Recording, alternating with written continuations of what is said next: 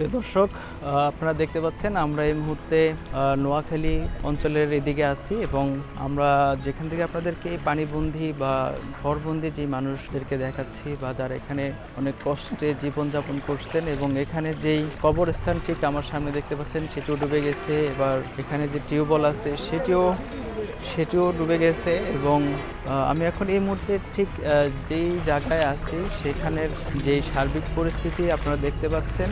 আমি যদি একটু ওইদিকে দূরে দেখাই, পানিতে সম্পূর্ণ ঘর ডুবে গেছে এবং ঠিক আমার সামনে যে কবরস্থান আছে সেটিও সম্পূর্ণ ডুবে গেছে। কি পরিমাণের পানি এখানে, আসলে এই দিকটা যারা আসেন নাই তারা হয়তো বুঝবেনই না এদিকের কি অবস্থা। আমি এই মুহূর্তে মাইজদি যেই শহর আছে উপজেলা শহর, সেই উপজেলা শহরের ঠিক মেন রোডের ঠিক পাশেই আছি। মেন রোডে যেহেতু এই অবস্থা, আমি আস্তে আস্তে আপনাদেরকে ভিতর দিকে নিয়ে যাব, সেই অবস্থা আপনাদেরকে তুলে ধরবো। কারণ সবাই কিন্তু ফেনীমুখী হয়ে গেছে, যারাই আসছেন সবাই ফেনীর দিকে যাচ্ছেন। নোয়াখালী বা এই মাঝদি এলাকার এইদিকে মানুষের দিকে কেউ আসছেন না এবং আপনারা যারাই আসবেন অন্তত এই দিকে আসার চেষ্টা করবেন।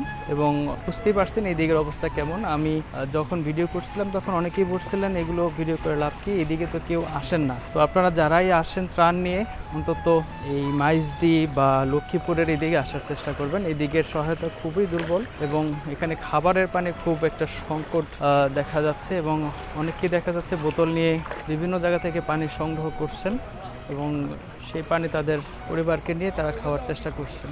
এই ছিল আমার কাছে এখানকার সর্বশেষ খবর।